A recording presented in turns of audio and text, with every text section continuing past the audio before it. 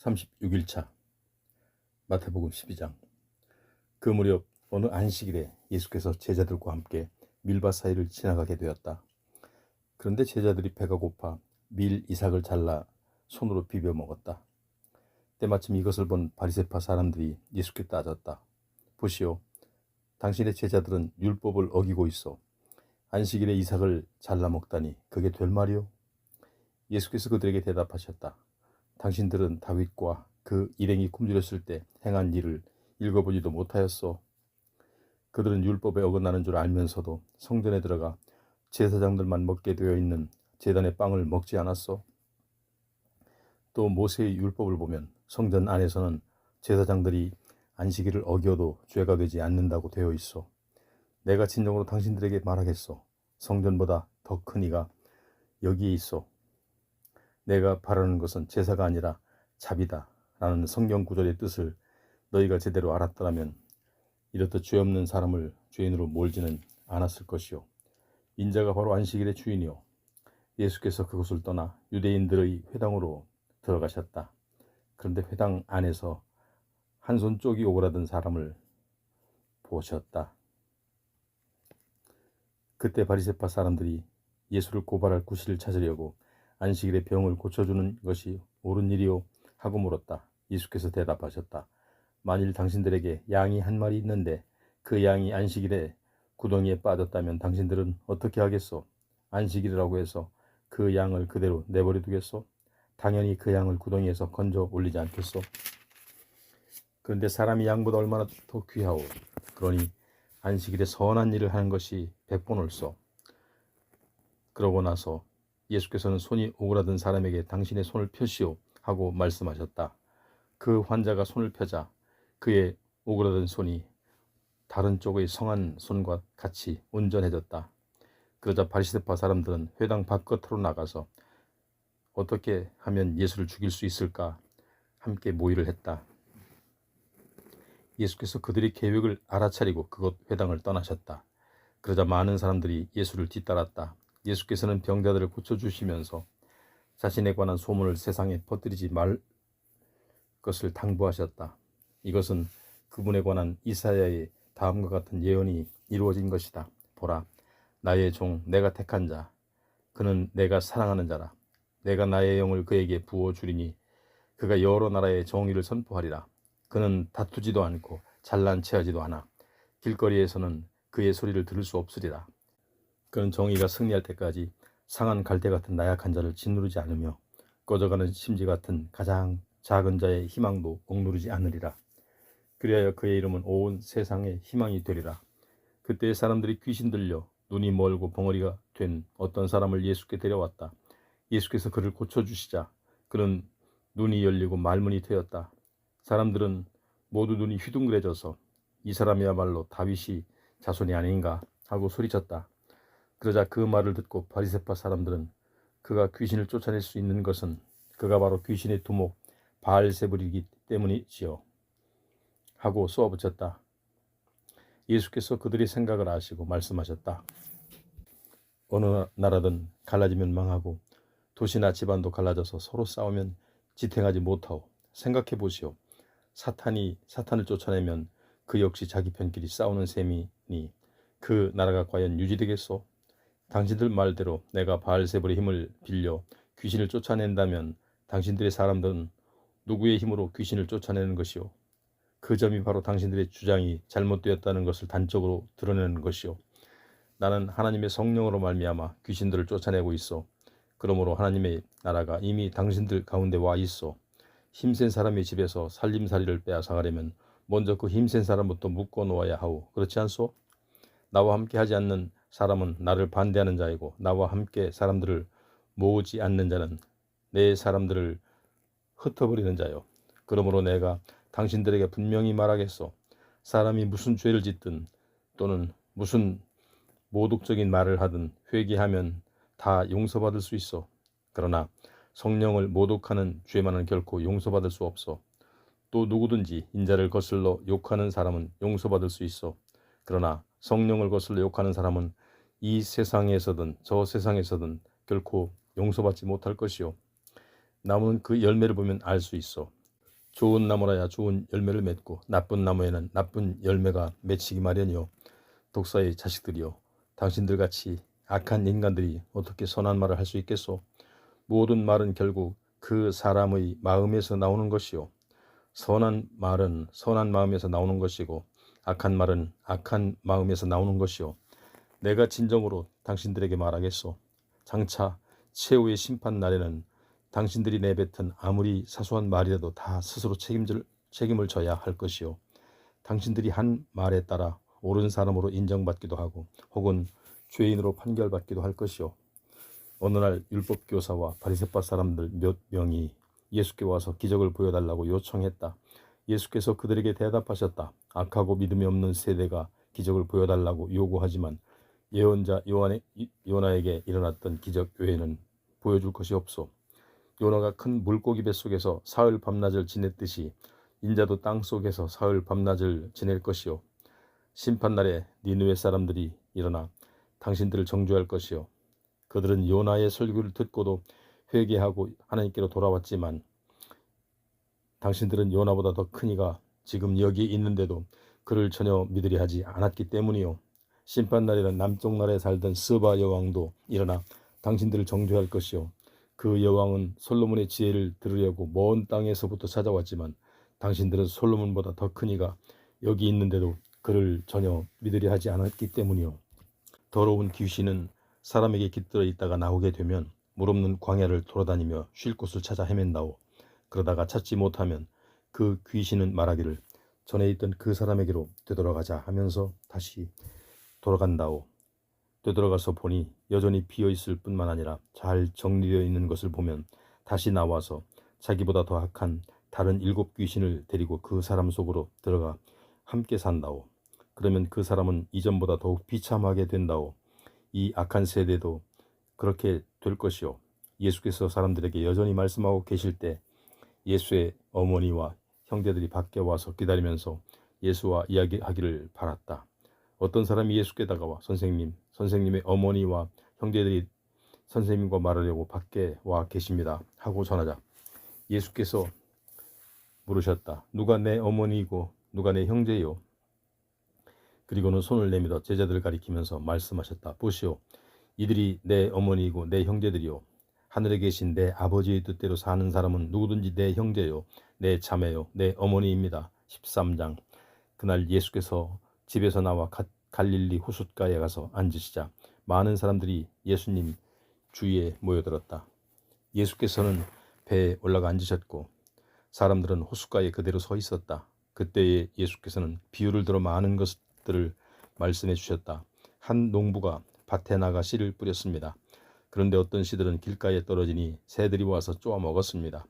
또 어떤 씨들은 흙이 깊지 않은 돌밭에 떨어지니 싹이 곧 올라왔지만 흙이 얕아서 뜨거운 떼약볕에 그만 말라 죽어버렸다. 뿌리가 깊이 박히지 않았기 때문입니다.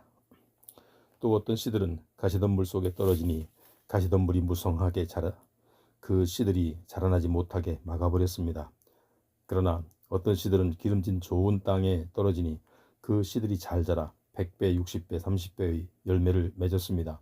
귀 있는 사람은 알아들으십시오. 제자들이 다가와서 예수께 물었다. 왜 사람들에게 비유로 가르치십니까? 예수께서 대답하셨다. 너에게는 하늘나라의 비밀을 아는 것이 허락되었으나 다른 사람들에게는 허락되지 않았다. 가진 사람은 더 받아서 넉넉하게 되겠지만 갖지 못한 사람은 조금 있는 것까지도 빼앗길 것이다. 내가 비유로 말하는 이유는 이것이다. 즉, 그들은 보아도 보지 못하고 들어도 듣지 못하기 때문이다. 이로써 이사야의 예언이 이루어지는 것이다. 너희는 듣기는 들어도 깨닫지 못할 것이고 보기는 보아도 알아듣지 못할 것이다. 이 백성은 마음이 굳어져서 귀는 듣지 못하고 눈은 감겨있다. 이렇게 되는 것은 그들로 하여금 눈으로 보지 못하게 하고 귀로 듣지 못하게 하고 마음으로 깨닫지 못하게 함으로써 그들이 내게로 돌아오지 못하게 하여 그들을 고쳐주지 않으려는 것이다. 그러나 너희 눈은 열려 있어 지금 보고 있으므로 복되고 너희의 귀도 열려 있어 지금 듣고 있으므로 복되다. 내가 진정으로 너희에게 말한다. 많은 예언자들과 의인들이 너희가 지금 보고 있는 것을 보려고 하였지만 보지 못하였고 너희가 지금 듣고 있는 것을 들으려고 하였지만 듣지 못하였다. 이제 너희는 씨 뿌리는 사람의 비유가 무슨 뜻인지 들어보아라. 뿌린 씨가 길가에 떨어졌다는 것은 하늘나라의 기쁜 소식을 듣고도 깨닫지 못하는 사람의 마음을 가리킨다. 이런 사람들은 악한 자가 와서 그의 마음 속에 있는 씨를 빼앗아간다. 뿌린 씨가 흙이 얕은 돌밭에 떨어졌다는 것은 말씀을 듣고 처음에는 기쁜 마음으로 받아들이긴 하지만 그 씨가 뿌리를 깊게 내리지 못하는 사람의 마음을 가리킨다. 그런 사람은 어려움이 닥치거나 박해를 받게 되면 열정이 금방 식고 믿음이 흔들려 넘어지고 만다. 뿌린 씨가 가시덤불에 떨어졌다는 것은 말씀을 듣기는 하지만 세상에 대한 염려와 재물의 유혹이 하나님의 말씀을 막아버리는 사람을 가리킨다. 이런 사람은 아무런 열매를 맺지 못한다. 뿌린 씨가 좋은 땅에 떨어졌다는 것은 말씀을 듣고 깨달아 그대로 실천함으로써 100배, 60배, 30배로 풍성한 열매를 맺는 사람을 가리킨다. 예수께서 또 다른 비유를 들어 사람들에게 말씀하셨다. 하늘나라는 자기 밭에 좋은 씨를 뿌린 농부와 같습니다. 사람들이 잠자고 있는 동안에 원수가 와서 밀밭에 가라지를 뿌리고 갔습니다. 밀이 자라자 가라지도 함께 자랐습니다. 그래서 종들이 주인에게 와서 말했습니다. 주인님, 밭에 뿌리는 씨는 좋은 것들이 아니었습니까? 그런데 어디서 가라지가 잔뜩 올라왔습니다. 주인이 대답했다. 원수가 와서 그랬구나. 그러자 종들이 물었습니다. 저희가 지금 가라지를 다 뽑아 버릴까요? 그러자 주인이 말하기를 아니다. 지금은 가만두어라. 가라지를 뽑다 보면 밀까지 뽑히게 되니 추수 때까지 그냥 내버려 두라. 추수할 때에는 내가 추수꾼들에게 일러서 가라지를 먼저 뽑아 불에 태우라고 하겠다. 그런 다음에 밀을 거두어 곳간에 쌓으라고 하겠다 했습니다. 예수께서 또 다른 비유를 들어 말씀하셨다. 하늘나라는 겨자씨와도 같습니다. 겨자씨는 모든 씨앗들 중에서 가장 작지만 나중에는 새들이 날아와 그 가지에 둥지를 틀 만큼 큰 나무가 됩니다. 예수께서 또 이런 비유를 들어 말씀하셨다. 어떤 여자가 밀가루 섬 아래 반죽 속에 누룩을 살짝 넣었더니 반죽이 온통 부풀러 올랐습니다. 그렇습니다. 하늘나라는 이런 누룩과도 같습니다. 예수께서는 사람들에게 비유로만 말씀하셨다. 비유가 아니면 아무 말씀도 하시지 않았다. 이는 일찍이 예언자를 통해 선포하신 말씀이 이루어진 것이다. 내가 입을 열어 비유로 말하리니 예적부터 감추어졌던 비밀스러운 일들을 드러낼 것이다. 그러고 나서 예수께서 무리를 떠나 집으로 들어가시자 제자들이 예수께 와서 가라지 비유를 설명해 달라고 청하였다. 예수께서 제자들에게 대답하셨다. 나는 좋은 씨를 뿌리는 농부이고 밭은 세상이다. 또 좋은 씨란 하늘나라의 백성들이고 가라지는 악한 자의 자녀들이다. 밀밭에 가라지를 몰래 뿌린 원수는 마귀이고 추수 때는 세상이 끝나는 날이며 추수하는 일꾼은 천사들이다. 세상 끝날이 오면 가라지를 따로 뽑아 묶은 후에 불에 태우듯 세상 마지막 날에 인자가 천사들을 보낼 터인데 천사들은 다른 사람을 죄짓게 하는 자들과 모든 악한 자들을 추려내어 그들을 불구덩이 속에 던져 넣을 것이다. 그러면 그들은 거기서 크게 울며 몸부림칠 것이다. 하지만 의인들은 그때에 아버지의 나라에서 해와 같이 빛날 것이다. 귀 있는 사람은 알아들어라. 하늘나라는 밭에 묻혀 있는 보물과 같다. 그 보물을 발견한 사람은 그것을 제자리에 감추어 두고는 흥분하여 기쁜 마음으로 자신이 가진 것들을 모두 팔아 기어코 그 밭을 산다. 또 하늘나라는 값진 진주를 구하기 위해 찾아다니는 장사꾼과 같다. 그가 값진 진주를 발견하며 있는 것들을 모두 팔아 그것을 꼭 산다. 또 하늘나라는 바다에 그물을 던지는 어부와 같다. 그물이 가득 차면 어부는 그물을 끌어올려 놓고 좋은 물고기는 추려서 그릇에 담고 나쁜 물고기는 내다 버린다. 세상 끝날에도 이렇게 될 것이다. 천사들이 의인들 가운데서 악한 자들을 가려내어 그들을 불구덩이에 던져 넣을 것이다. 그러면 악한 자들은 거기서 크게 울며 몸부림칠 것이다. 말씀을 마치신 후 예수께서 제자들에게 내 말을 알아들었느냐 하고 물으시자 제자들은 예 알아들었습니다 하고 대답하였다. 그러자 예수께서 덧붙여 말씀하셨다. 그러므로 나의 가르침을 받고 하늘나라의 제자가 된 모든 율법 교사들은 자기 곳간에서 옛것이든 새것이든 마음대로 꺼내 쓸 수 있는 집주인과 같다. 예수께서 이렇게 비유로 들어 가르침을 베푸신 후 그곳을 떠나셨다. 예수께서 고향 나사렛으로 돌아가셔서 유대인의 회당에서 가르치셨다. 사람들은 예수의 가르침에 크게 놀라 서로 말하였다. 예수가 어디서 저런 지혜와 능력을 얻었을까? 저 사람은 본래 목수의 아들이 아닌가? 그의 어머니는 마리아이고 그의 동생들인 야고보, 요셉, 시몬, 유다도 우리가 다 알고 있다. 그의 누이들도 다 여기에 살고 있지 않는가? 그런데 예수가 어떻게 저런 것들을 터득할 수 있게 되었을까? 그러면서 사람들은 예수를 달갑지 않게 여겨 그를 배척했다. 그러자 예수께서 그들에게 말씀하셨다. 본래 예언자는 자기 고향과 자기 집안 사람들에게는 존경을 받지 못하는 법이요. 이처럼 고향 사람들이 예수를 믿지 않았기 때문에 예수께서는 그곳 나사렛에서 기적을 많이 베풀지 않으셨다. 14장. 그 무렵 갈릴리 지방을 다스리던 분봉왕 헤롯이 예수에 대한 소문을 듣고 신하들에게 이렇게 말하였다. 그 사람이 바로 세례 요한일거요. 죽었다가 다시 살아난 것이 틀림없소. 그러기에 그런 기적을 행할 수 있는 게 아니겠소?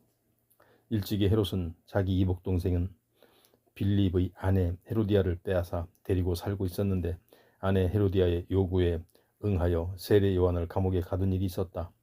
그것은 세례 요한이 헤롯에게 헤로디아를 빼앗은 일은 옳지 않다고 누차 지적했기 때문이었다. 그래서 화가 난 헤롯은 세례 요한을 죽이려고 했지만 세례 요한은 예언자로 믿고 있는 민중이 폭동이라도 일으킬까 두려워하여 그를 죽이지 못하고 있었다. 그런데 헤롯의 생일에 헤로디아의 딸이 손님들 앞에서 춤을 추어 헤롯을 매우 기쁘게 해주었다. 그러자 흥이 난 헤롯은 모인 손님들 앞에서 딸에게 무엇이든 원하는 것을 다 들어주겠노라고 맹세하였다. 그때 그 소녀는 어머니 헤로디아가 시키는 대로 세례 요한의 머리를 쟁반에 담아달라고 헤롯 왕에게 요구하였다. 헤롯은 무척 괴로웠지만 많은 사람들 앞에서 자기가 한 맹세로 인해 소녀의 청대로 하라고 신하들에게 명령을 내렸다. 결국 세례 요한은 감옥에서 목이 잘렸고 그의 머리는 쟁반에 담겨 소녀에게 건네졌다. 그러자 소녀는 그것을 자기 어머니 헤로디아에게로 갖다 주었다. 이후 세례 요한의 제자들이 스승의 시체를 거두어 장사한 뒤에 예수께 가서 그 일을 알렸다. 그 소식을 들으시고 예수께서 그곳을 떠나 배로 혼자 타고 외딴 곳으로 물러나 계셨다. 그런데 그 소문을 들은 사람들이 예수를 뒤따라왔다. 예수께서 배에서 내리셨을 때는 이미 많은 사람들이 기다리고 있었다. 이를 보신 예수께서는 그들을 측은히 여겨 병든 사람들을 일일이 고쳐주셨다. 저녁 때가 되자 제자들이 와서 예수께 말하였다. 선생님, 이곳은 외딴 곳이고 날도 이미 저물었습니다. 이제는 사람들을 보내어 각자 마을로 가서 자신들이 먹을 것을 사 먹게 하는 것이 좋겠습니다. 그러나 예수께서 제자들에게 말씀하셨다. 아니다. 그럴 필요 없다. 너희가 그들에게 먹을 것을 갖다 주어라. 그러자 제자들이 의아해서 되물었다. 지금 무슨 말씀을 하시는 것입니까? 저희에게는 빵 5덩어리와 물고기 2마리밖에 아무것도 없습니다. 예수께서 제자들에게 말씀하셨다. 그것을 이리로 가져오너라. 그리고 예수께서는 사람들을 모두 풀밭에 앉게 하신 후 빵 5덩어리와 물고기 2마리를 손에 들고 하늘을 우러러 감사 기도를 드렸다. 그런 다음 빵을 떼어 제자들에게 주시니 제자들이 그 빵을 사람들에게 나누어 주었다. 그렇게 해서 사람들이 모두 배불리 먹었다. 그런 뒤에 남은 빵 조각을 주워 모았더니 12광줄에 가득 찼다. 먹은 사람들은 여자와 어린아이들을 빼고 남자만 좋기 5,000명가량이나 되었다. 그 후 예수께서는 제자들을 재촉하여 배를 타고 먼저 갈릴리 호수 건너편으로 건너가게 하신 다음 사람들을 집으로 돌려보내셨다. 그리고는 기도를 드리려고 홀로 산으로 올라가셨다. 밤이 되자 물결이 사납게 일었고 제자들은 바다 위에서 큰 어려움을 겪고 있었다. 이른 새벽녘에 예수께서는 물 위를 걸어서 제자들에게 오셨다. 제자들은 예수께서 물 위를 걸어오시는 것을 보고는 겁에 질려 소리쳤다. 유령이다. 예수께서 즉시 제자들을 안심시키셨다. 나다. 두려워하지 말아라. 그러자 베드로가 예수께 말하였다. 주님, 정말 주님이시라면 저더러 물 위로 걸어오라고 하십시오. 그래, 걸어오너라. 주님이 말씀하셨다. 베드로는 배에서 내려 예수를 향해 물 위를 걸어갔다. 그러자 도중에 물결이 높이 일자 베드로는 갑자기 두려움을 느꼈고 그러자 그만 물속으로 빠지고 말았다. 베드로는 소리쳤다. 살려주십시오, 주님. 예수께서 즉시 손을 내밀어 베드로를 붙드시며 말씀하셨다. 믿음이 적은 자여, 왜 의심하였느냐? 예수께서는 베드로를 배에 오르게 하자마자 사납게 불던 바람이 즉시 잔잔해졌다. 배 안에 있던 제자들이 예수께 절하며 말했다. 주님은 참으로 하나님의 아들이십니다. 예수님 일행은 갈릴리 호수를 건너 게네사렛 지방에 이르렀다.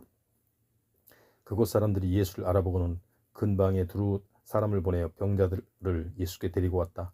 그러고는 예수님의 옷자락이라도 만지게 해달라고 간청하였다. 그리고 예수의 옷자락을 만진 사람들은 모두 병이 나았다. 15장. 그때 예루살렘에서 온 바리새파 사람들과 율법 교사 몇 명이 예수께 물었다. 당신의 제자들은 어째서 조상의 전통을 어기는 것이오? 당신의 제자들은 음식을 먹기 전에 손을 씻지도 않소. 예수께서 그들에게 대답하셨다. 그러면 당신들은 왜 조상의 전통을 핑계 삼아 하나님의 계명을 어기는 것이오? 하나님의 율법에는 네 아버지와 어머니를 공경하라. 누구든지 부모를 욕하며 저주하는 자는 반드시 죽여야 한다. 라고 되어 있어. 그런데 당신들은 말하기를 부모님께 드리면 보탬이 될 것이라고, 그것을 하나님께 바치면 부모님께 따로 드리지 않아도 괜찮다 하고 가르치고 있어. 이렇게 해서 당신들은 조상의 전통을 핑계 삼아 하나님의 계명을 거슬리고 있어. 위선자들이여, 이러므로 이사야가 선포한 예언이 바로 당신들을 두고 한 것이 아니겠소? 곧 이 백성이 입술로는 나를 섬긴다고 말하면서도 마음은 내게서 멀리 떠났다. 그들은 나를 거짓으로 예배하면서 사람의 계명을 마치 하나님의 계명인 양 가르치려 드는구나. 그러고서 예수께서는 무리들을 가까이 불러 말씀하셨다. 내가 하는 말을 잘 들으십시오. 입으로 들어가는 음식이 사람을 더럽히는 것이 결코 아닙니다. 다만 입에서 나오는 말이 사람을 더럽힐 뿐입니다. 그때 제자들이 와서 예수께 말하였다. 선생님, 지금 하신 말씀이 바리새파 사람들이 비위를 크게 상하게 하셨다는 것을 아십니까? 예수께서 제자들에게 대답하셨다. 내 아버지께서 심지 않은 나무는 모두 뿌리가 뽑힐 것이다. 그대로 내버려 두어라. 그들은 앞을 보지 못하는 눈먼 인도자들이다. 맹인이 맹인을 인도하면 둘 다 구덩이에 빠질 뿐이다. 그러자 베드로가 나서서 예수께 말했다. 그 비유를 우리에게 설명해 주십시오. 예수께서 대답하셨다. 너희도 아직 깨닫지 못하였느냐? 입으로 들어가는 것은 무엇이나 뱃속을 거쳐 결국에는 밖으로 나오지 않느냐? 그러나 입에서 나오는 것은 마음에서 나오는 것인데 바로 이것이 말하는 사람을 더럽힌다. 악한 생각들을 온 마음에서 나오는 것이다. 생각해보라. 살인, 간음, 음행, 도둑질, 거짓 증언, 비방 같은 것들이 다 마음에서 나오지 않느냐? 그렇다. 바로 이런 것들이 사람을 더럽히는 것이지 손을 씻지 않고 먹는 것이 사람을 더럽히는 것은 아니다. 예수께서 그 지방을 떠나 두로와 시돈 지방에 가셨다. 마침 그 지방에 사는 가나안 여자 한 사람이 예수께 와서 간청하였다. 주님, 다윗의 자손이시여, 저를 불쌍히 여겨 주십시오. 지금 제 딸이 귀신 들려 큰 고통을 당하고 있습니다. 그러자 예수께서는 그 여자에게 한마디도 대답하지 않으셨다. 그러자 제자들이 예수께 말하였다. 저 여자를 돌려보내시지요. 우리 뒤를 따라오면서 계속 소리를 질러대니 귀찮아 죽겠습니다. 예수께서 그 여자에게 말씀하셨다. 여자여, 나는 오직 이스라엘의 잃어버린 양들을 구하기 위해 보내진 것이지 이방인들을 구하기 위해 보내진 것이 아니오. 그래도 그 여자는 예수께 엎드려 절하면서 간청하였다. 선생님, 제발 저를 도와주십시오. 예수께서 또 말씀하셨다. 자녀들이 먹을 빵을 개들에게 던져주는 것은 옳지 않소. 그 여자가 말하였다. 예, 옳은 말씀이십니다. 그러나 개들도 주인의 상에서 떨어지는 부스러기는 주워 먹지 않습니까? 그제야 예수께서 감탄하며 그 여자에게 말씀하셨다. 오 여자여, 당신의 믿음이 참으로 크고 당신의 소원대로 이루어질 것이오. 라고 말하는 그 시가 그 여자의 딸이 말끔히 나았다. 예수께서 갈릴리 호숫가로 되돌아가 산 위에 올라가 앉으셨다. 사람들이 절름발이와 맹인과 각양 지체장애자와 벙어리와 그 밖에 많은 병자들을 데리고 와서 예수 앞에 앉혀놓으니 예수께서 모두 고쳐주셨다. 그리하여 말 한마디 못하던 자가 입을 열어 말을 하고 팔과 다리를 못 쓰던 지체장애자들이 멀쩡하게 낫고 앉은 방이가 일어나서 걷고 또 뛰어다니며 맹인이 눈을 떴다. 이런 광경을 지켜본 사람들은 모두가 크게 놀랐고 이스라엘의 하나님께 영광을 돌렸다. 그때 예수께서 제자들을 불러 말씀하셨다. 이 많은 사람들이 벌써 사흘 동안이나 나와 함께 지냈다. 그런데 먹을 것이 없으니 참으로 안 됐구나. 그들을 굶겨보낼 수는 없다. 가다가 길에서 쓰러질지도 모르지 않느냐. 제자들이 대답했다. 그렇지만 선생님, 이렇게 외진 곳에서 이 많은 사람들을 먹일 만한 음식을 어떻게 구하겠습니까? 예수께서 물으셨다. 너희에게 먹을 것이 얼마나 있느냐? 제자들이 대답하였다. 빵 7덩어리와 작은 물고기 몇 마리뿐입니다. 그러자 예수께서는 모두 사람들을 땅에 앉게 하신 후 빵 7덩어리와 몇 마리의 물고기를 손에 드시고는 하나님께 감사 기도를 드리셨다. 그런 후에 그것을 떼어 제자들에게 주시며 사람들에게 나누어 주라고 하셨다. 사람들이 모두 배불리 먹었다. 그리고 남은 조각을 주워 모았더니 7바구니에 가득 찼다. 먹은 사람들은 여자와 어린 아이들을 빼고도 남자들만 4,000명이나 되었다. 이처럼 배불리 먹이신 후 예수께서 사람들을 집으로 돌려보내셨다. 그런 뒤에 배를 타고 갈릴리 바다를 건너 마가단 지방으로 가셨다. 16장. 바리새파 사람들과 사두개파 사람들이 예수를 시험하려고 하늘에서 오는 기적을 보여달라고 요구하였다. 예수께서 대답하셨다. 당신들은 저녁에 하늘이 붉은 것을 보면 내일 아침에는 날씨가 좋겠다고 하고 아침에 하늘이 붉고 흐린 것을 보면 그날은 종일토록 날씨가 굳을 것이라고 예측하오. 이렇게 하늘을 보고 날씨를 분별하면서도 어째서 시대의 징조는 분별할 줄 모르는 것이오. 악하고 믿음이 없는 이 세대가 기적을 요구하지만 나는 요나에게서 일어났던 기적 외에는 보여줄 것이 없소. 이 말을 하신 후 예수께서 그들을 남겨둔 채 떠나가셨다. 제자들은 갈릴리 호수 건너편으로 건너간 후에 빵을 가져오는 것을 잊었다는 것을 알았다. 그때 예수께서 말씀하시길 정신을 차리고 바리새파 사람들과 사두개파 사람들의 누룩을 조심하라 하셨다. 제자들은 자기들이 빵을 가져오는 것을 잊어버렸기 때문에 예수께서 그런 말씀을 하시는 것이라고 생각하였다. 예수께서 제자들의 생각을 아시고 말씀하셨다. 믿음이 적은 자들아, 왜 먹을 것이 없다고 걱정하느냐? 너희는 아직도 깨닫지 못하느냐? 내가 빵 5덩어리로 5,000명이나 먹이지 않았느냐? 뿐만 아니라 다 먹고도 몇 광줄이나 남지 않았느냐? 또 내가 4,000명을 먹였을 때도 다 배불리 먹고도 얼마나 남았는지 기억하지 못하느냐? 그런데도 내가 먹을 것에 대해 말하였다고 생각하느냐? 다시 말하지만 바리새파 사람들과 사두개파 사람들의 누룩을 조심하여라. 그제야 제자들은 예수께서 말씀하신 누룩이 바리새파와 사두개파 사람들의 잘못된 가르침의 뜻한다는 것을 깨달았다. 가이사랴 빌립보 지방에 이르렀을 때 예수께서 제자들에게 물으셨다. 사람들이 인자를 누구라고 하더냐? 제자들이 대답하였다. 어떤 사람들은 세례 요한이라고 하고 어떤 사람들은 엘리야라 하고 또 어떤 사람들은 예레미야나 예언자 중에 한 분이라고 합니다. 그러면 너희는 나를 누구라고 생각하느냐? 예수께서 다시 제자들에게 물으시자 시몬 베드로가 대답하였다. 주님은 그리스도이시며 살아계신 하나님의 아들이십니다. 예수께서 말씀하셨다. 요한의 아들 시몬아, 네가 참으로 복되구나. 네가 그렇게 말한 것은 사람의 생각에서 비롯된 것이 아니라 하늘에 계신 내 아버지께서 너에게 알려주신 것이다. 내가 네게 말한다. 너는 베드로다. 내가 이 반석 위에 내 교회를 세우리니 어떤 죽음의 세력도 그것을 이기지 못할 것이다. 내가 하늘나라의 열쇠를 너에게 주겠다. 무엇이든 네가 땅에서 매면 하늘에서도 매일 것이요 네가 땅에서 풀면 하늘에서도 풀릴 것이다. 그러고 나서 예수께서는 자신이 그리스도라는 것을 다른 사람에게 알리지 말라고 제자들에게 당부하셨다. 그때부터 예수께서는 자신이 예루살렘에 올라가실 일과 거기서 자신에게 일어날 일들에 관해 제자들에게 말씀하시기 시작했다. 예수께서는 자신이 유대인 지도자들인 장로들과 대제사장들과 율법 교사들에게 많은 고난을 받은 후 그들이 손에 죽었다가 사흘 만에 다시 살아날 것임을 제자들에게 알려주셨다. 이에 베드로가 예수를 붙잡고 간절히 말렸다. 주님, 절대 그럴 리가 없습니다. 주님께 그런 일이 일어나서는 결코 안 됩니다. 그러자 예수께서 베드로를 돌아보시며 말씀하셨다. 사탄아, 내 뒤로 쏙 물러가라. 너는 하나님의 일을 생각하지 않고 단지 사람의 일만 생각하는구나. 그런 다음 예수께서 제자들에게 말씀하셨다. 누구든지 나를 따르려거든 자기를 버리고 자기 십자가를 져야 한다. 누구든지 자기 목숨을 보존하려는 사람은 그 목숨을 잃을 것이요 나를 위해 자기 목숨을 버리는 사람은 그 목숨을 얻을 것이다. 온 세상을 다 얻는다고 해도 자기 목숨을 잃어버리면 무슨 소용이 있겠느냐? 목숨의 가치를 무엇과 비교할 수 있겠느냐? 장차 인자가 아버지의 영광에 둘러싸여 자기 천사들을 거느리고 올 터인데 그때 인자는 각 사람이 행한 대로 갚아줄 것이다. 내가 진정으로 너희에게 말한다.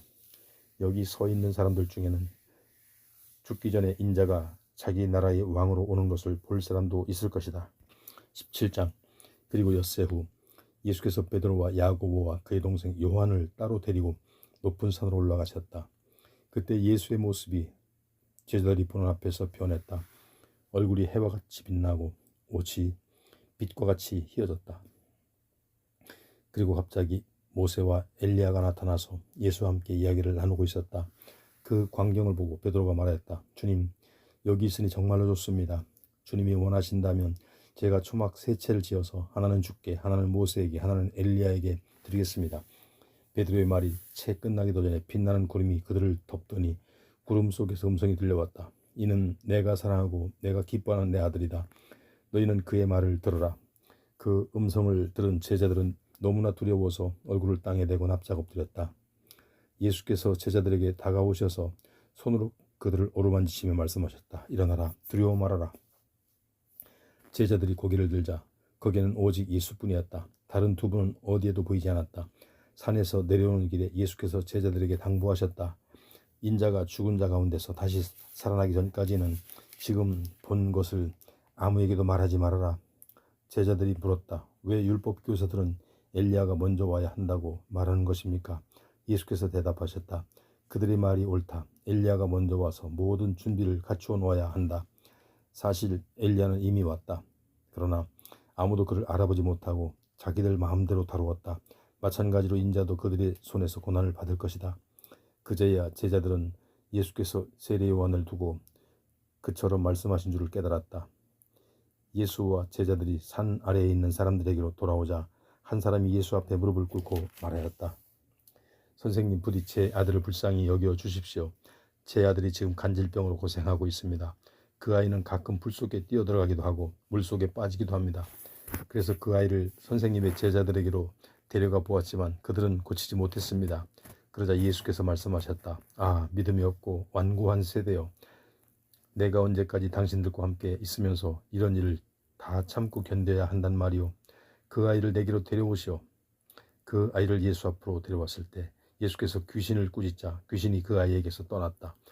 그 순간 아이가 말끔히 나았다. 제자들이 조용히 예수께 따로 물었다. 왜 우리는 귀신을 쫓아낼 수 없었을까요? 예수께서 대답하셨다. 내가 진정으로 말한다. 너희의 믿음이 적기 때문이다. 만일 너희에게 겨자씨 한 알만한 믿음이라도 있다면 이 산을 향해 옮겨지라 하고 명령해도 그대로 될 것이다. 그런 믿음만 있다면 너희가 못할 일이 아무것도 없을 것이다. 그러나 이런 종류의 귀신은 기도와 금식이 아니고는 나가지 않는다. 제자들이 갈릴리에 모여 있을 때 예수께서 말씀하셨다. 머지않아 인자는 사람들에게 배반당하고 그들의 손에 죽었다가 사흘 만에 다시 살아날 것이다. 이 말씀을 듣고 제자들은 큰 슬픔에 잠겼다. 예수 일행이 가버나움에 일어났을 때 반 세겔의 성전세를 받으러 다니는 사람들이 베드로에게 와서 물었다. 당신네 선생님은 성전세를 바치지 않습니까? 베드로가 대답하였다. 물론 바치지요. 베드로가 집으로 돌아가서 그 말을 전해드리려고 하는데 예수께서 먼저 베드로에게 물으셨다. 베드로야, 너는 어떻게 생각하느냐? 세상 임금들은 관세와 주민세를 자기 아들에게서 받느냐? 아니면 다른 사람들에게서 받느냐? 물론 다른 사람들에게서 받습니다. 베드로가 대답하자 예수께서 다시 말씀하셨다. 그렇다면 아들들은 세금을 내지 않아도 되는 것이 아니냐? 그러나 괜히 그들의 오해를 살 필요는 없으니 너는 바다에 가서 낚시를 던져 맨 먼저 낚인 물고기의 입을 벌려보라. 한 세겔짜리 동전이 들어있을 것이다. 그것을 꺼내 나와 내 몫으로 그들에게 갖다 주어라. 18장. 그때 제자들이 예수께 와서 물었다. 하늘나라에서는 누가 제일 큰 사람입니까? 예수께서 어린아이 하나를 부르신 후 제자들 가운데 세우시고 말씀하셨다. 내가 진정으로 말한다. 너희가 죄에서 돌이켜 어린아이와 같이 되지 않으면 결코 하늘나라에 들어가지 못할 것이다. 그러므로 누구든지 이 어린아이와 같이 자기를 낮추는 사람이 하늘나라에서는 가장 큰 사람이다.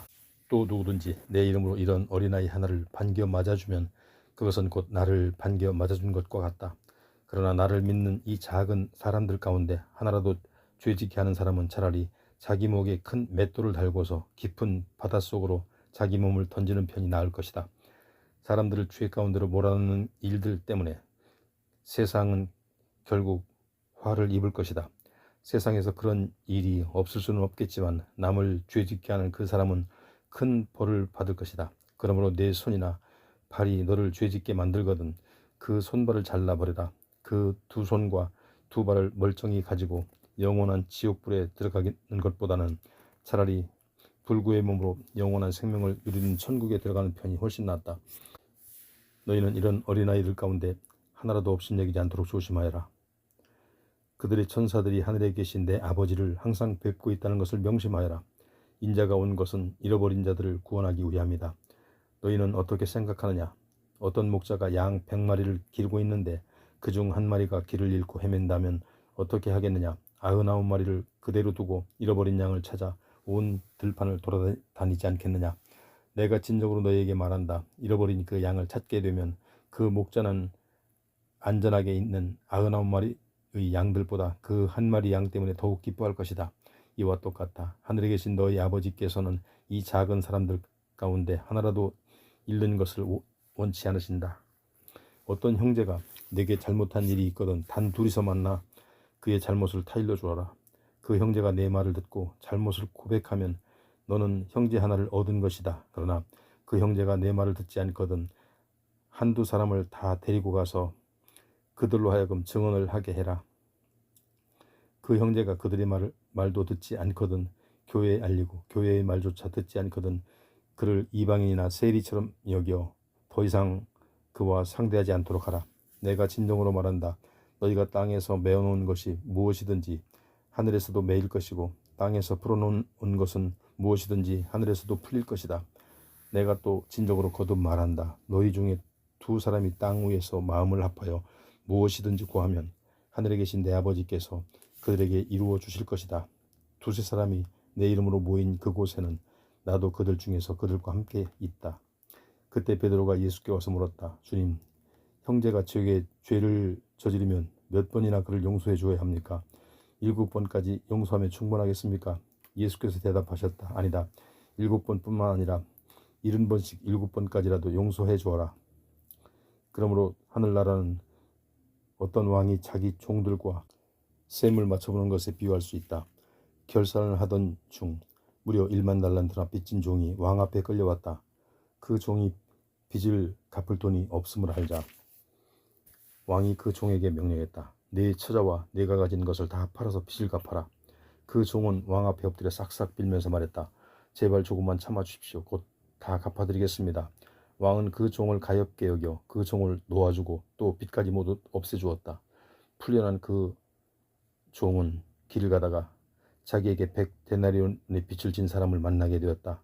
그 종은 그 사람 멱살을 붙잡고 당장 자기 돈을 다 갚으라고 다그쳤다. 그 사람이 엎드려 간청했다. 제발 조금만 참아주게. 내가 곧 다 갚도록 하겠네. 그러자 그 종은 들은 채도 하지 않고 그 사람을 끌고 가서 자기에게 빚진 돈을 다 갚을 때까지 감옥에 갇혀있게 하였다. 그러자 그 광경을 지켜본 다른 종들이 기가 막혀 왕에게로 가서 그 종이 한 짓을 낱낱이 고해 바쳤다. 왕은 크게 진노했고 용서해 주었던 그 종을 불러서 말하였다. 이 악독하고 뻔뻔한 놈아, 내가 엎드려 애걸하기에 불쌍히 여겨 내가 그토록 엄청난 빚을 다 없애주지 않았느냐. 그러니 내가 내게 자비를 베푼 것처럼 너도 마땅히 남에게 자비를 베풀었어야 할 것이 아니냐. 그런 후 왕은 몹시 노하여 그 종을 감옥에 가두고 마지막 한 푼까지 다 갚게 하였다. 보아라, 너희가 몇 번이고 간에 진심으로 내 형제들을 용서해 주지 않으면 하늘에 계신 내 아버지께서도 너희에게 이와 같이 행하실 것이다.